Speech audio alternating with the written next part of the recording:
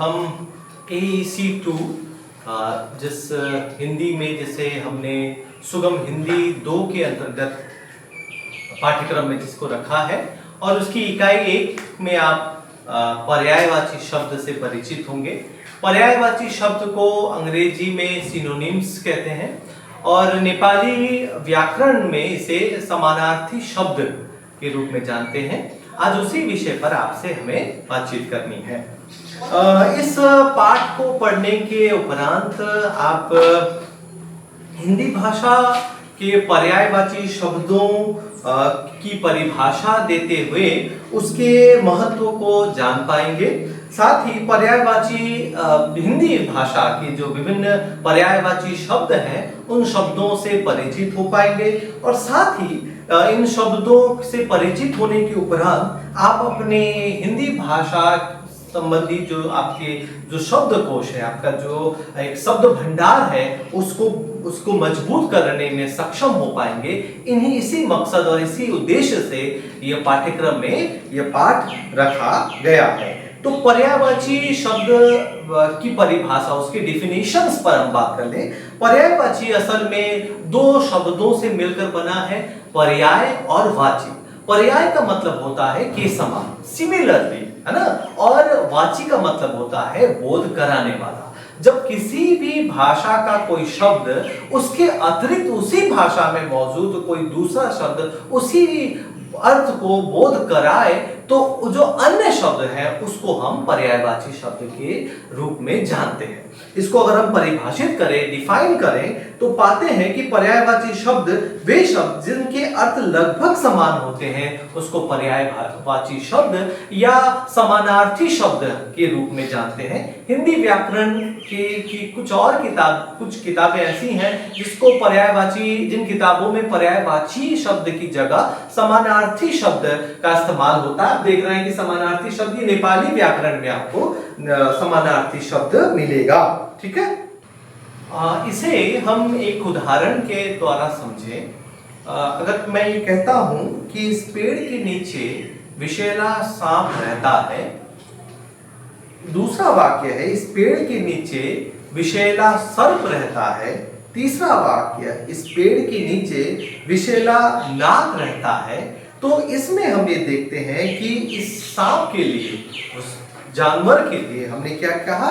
सर्प कहा, सांप कहा और नाग कहा। तो इनका प्रयोग जो है वह अलग अलग है, लेकिन इसका अर्थ जो है वह समान है। तो ये जो सांप के लिए हमने नाग और सर्प शब्द का इस्तेमाल किया, इससे उसके अर्थ में कोई फर्क नहीं आया, उसमें कोई अंतर नहीं आया, लेकिन हमने क्या किया? एक ही जंतु को के बारे में बताने के लिए 3 अलग अलग शब्दों का प्रयोग किया। ये जो 3 अलग अलग शब्द है वही क्या है? पर्यायवाची शब्द है।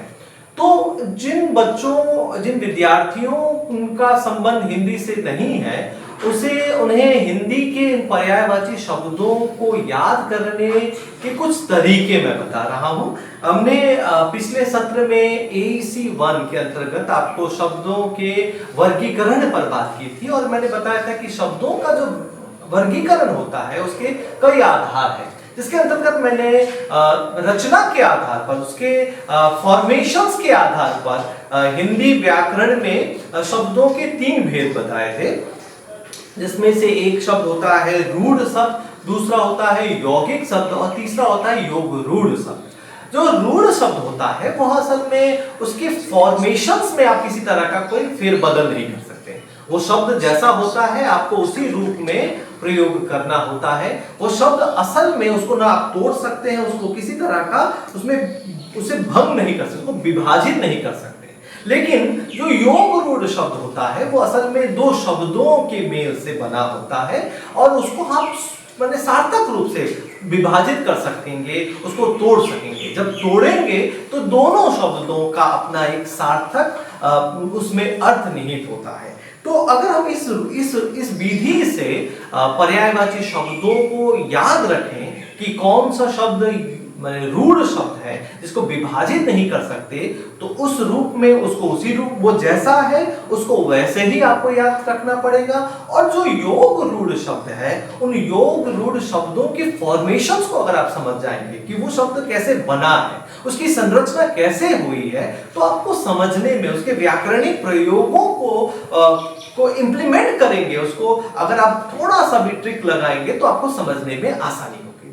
तो इसको हम एक उदाहरण से समझते हैं कि रूढ़ शब्द क्या होते हैं। देखिए तोय, तोय असल में यह जल, पानी का पर्यायवाची है, सिनोनिम्स है।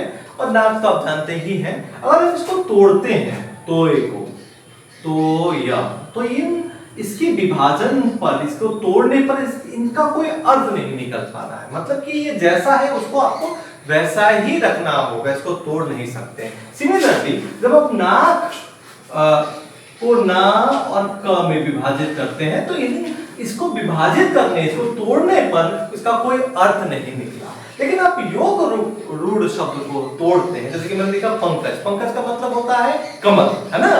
तो पंकज को अगर हम इसके फॉर्मेशन को तोड़ते हैं, ये कैसे शब्द बना है, इस वर्ड के फॉर्म को तोड़ते हैं, तो हमारे पास दो शब्द मिलता है। पंख, पंख मतलब होता है कीचड़, और जब का मतलब होता है जन्म लेने वाला। ठीक है, जो कीचड़ में जन्म लेता है उसको हम कहते हैं पंकज। अब यहाँ पर एक सवाल उठ सकता है कि य तो है और यहाँ पर ज है, तो य का कोई अर्थ नहीं है, लेकिन ज का है। ये जो ज है इसको हम लोग व्याकरण में कहते हैं उपपद। तो सवाल ये उठता है कि ये उपपद है क्या। उपपद कहते हैं जब कोई एक वर्ण इंडिपेंडेंटली कोई अर्थ अपने में रखता है, तो उसको हम लोग व्याकरण में उपपद कहते हैं। तो उसीलिए ये जो ज है उसका अर्थ है जन्म, है ना। तो पंख में अर्थात कीचड़ में जन्म लेने वाला क्या, तो कमल।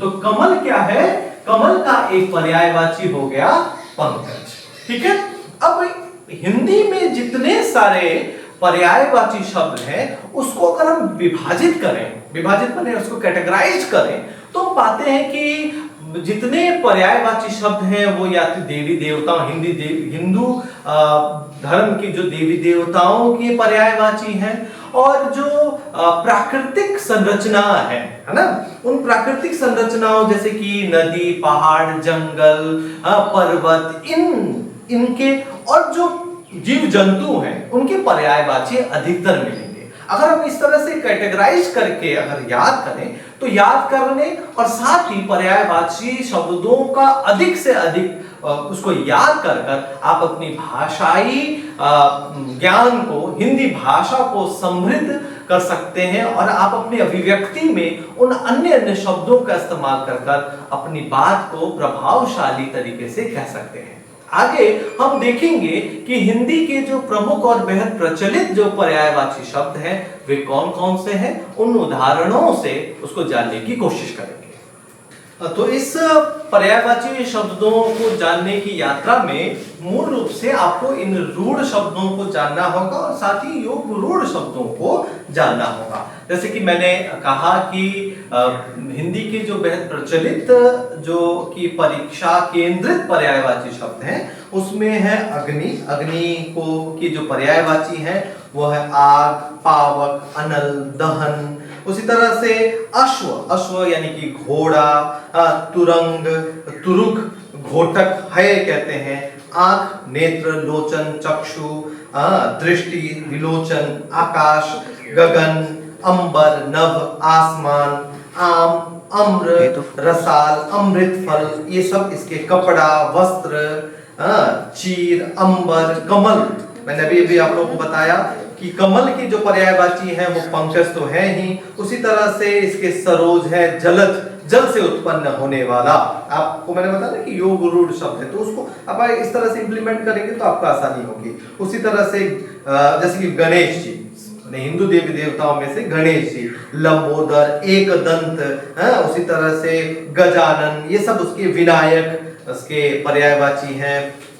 उसी तरह से जल के नीर है, सलील है, तोय है, वारी है, अंबु, तालाब के सर, सरोवर, पुष्कर, जलाशय, पद्माकर, दुख के पीड़ा, व्यथा, कष्ट, संकट, शोक, वेदना, यंत्रणा, यातना, खेद, ये सब इसके दुख के पर्यायवाची हैं। नदी के सरिता, तटीनी, हाँ, उसी तरह तरंगिनी, पत्नी के दारा, गृहिणी, बहु, वधु, ये सब अर्धांगिनी पर्यायवाची शब्द हैं। पर्वत के अचल, गिरि, नग, भूमिधर, पहाड़ पर्यायवाची शब्द हैं। पृथ्वी के पर्यायवाची हैं भू, भूमि, धरा, धरती, धरणी, वसुधा, वसुंधरा, पुष्प, फूल, सुमन, कुसुम, ये सब इसके पर्यायवाची शब्द हैं।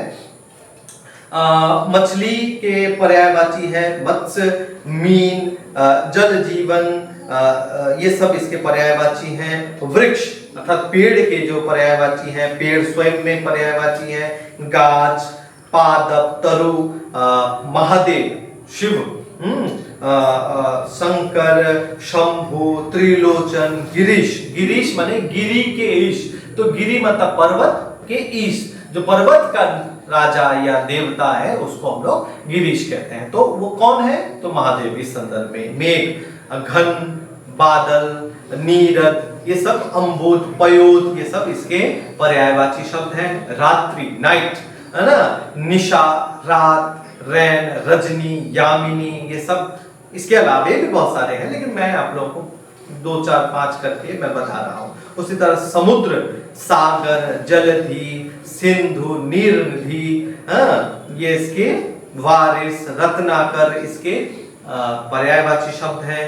उसी तरह सर्प, मैंने शुरू में कहा कि नाग है, सांप है, व्याल है, भुजंग है, विषधर है, अहि, ये सब इसके पर्यायवाची शब्द हैं। उसी तरह से स्त्री के नारी, महिला, कांता, रमणी, ये सब कुछ प्रचलित और बेहद जो कि परीक्षा केंद्रित पर्यायवाची शब्द हैं। इन पर्यायवाची शब्दों को आपको याद रखना है। इससे आप हिंदी भाषा का के संदर्भ में आपकी जो समझ है, आपका ज्ञान है, वो निश्चित रूप से बढ़ेगा। इन्हीं शब्दों के साथ इस विषय, इस पाठ को हम यहीं समाप्त करते हैं। बहुत बहुत धन्यवाद।